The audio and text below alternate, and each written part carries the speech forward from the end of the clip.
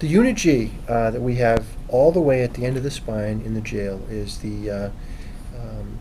our special place where people with special needs and considerations from our standpoint are placed. And those can be needs based upon their behavior within the facility, so it can be used as a disciplinary type measure, but it can also be a protective custody, the administrative segregation part of things. When inmates come to our facility, the very first thing that they are subjected to is classification.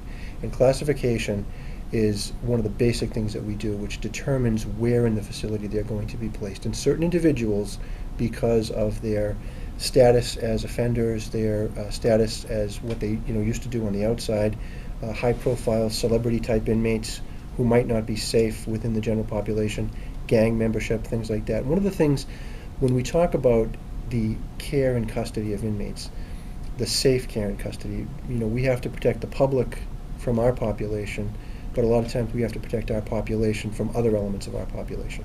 And it's a very valuable tool, not just as a disciplinary measure, but to keep certain people. If someone had been in law enforcement or a political figure, or as I stated, a celebrity, were to come into the facility, they may not be safe in general population. And if for whatever reason we make through the classification process a determination that that person would not be safe within our general population, we can segregate them administratively, put them into the G unit, and that's where they would be for their own safety, or as I said, for the safety of others around them. The typical day in the G unit is vastly different than it would be in any of our other units. The other units, most of the time, when they're not in their cell, sleeping or engaging in another activity, they can move around freely within the larger day room. The G unit is very different.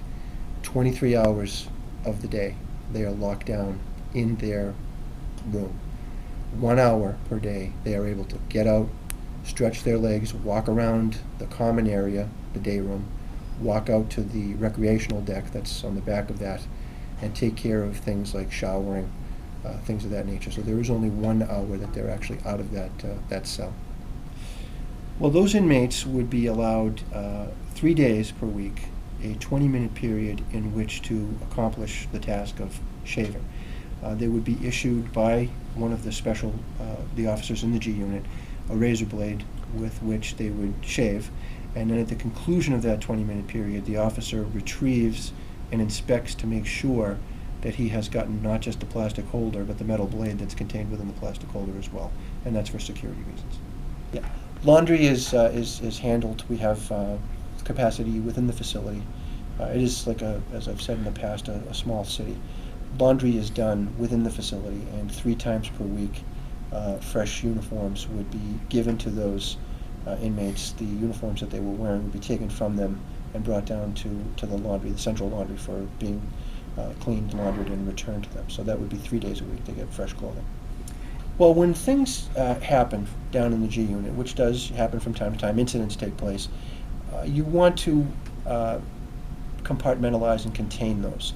So as I have stated, the jail within jail concept, if somebody needs special attention within that G unit, it is sealed off from the rest of the facility, and everything that those officers would need, barring more manpower, is contained within that side room. So you've got the restraint chair, as you correctly point out, which is used to restrain inmates, prevent them from hurting themselves or others.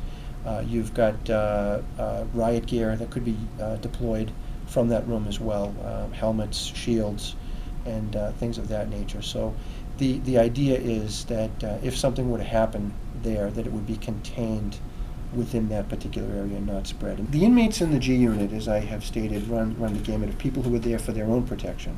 But very frequently, when you have inmates who are so bad, so antisocial in their behavior, and so dangerous, that they are unable to be out of their cell without being shackled, for the protection of our staff. And that's important to us as well. It's, make no mistake, we say frequently that corrections is the toughest beat in law enforcement. I firmly believe that.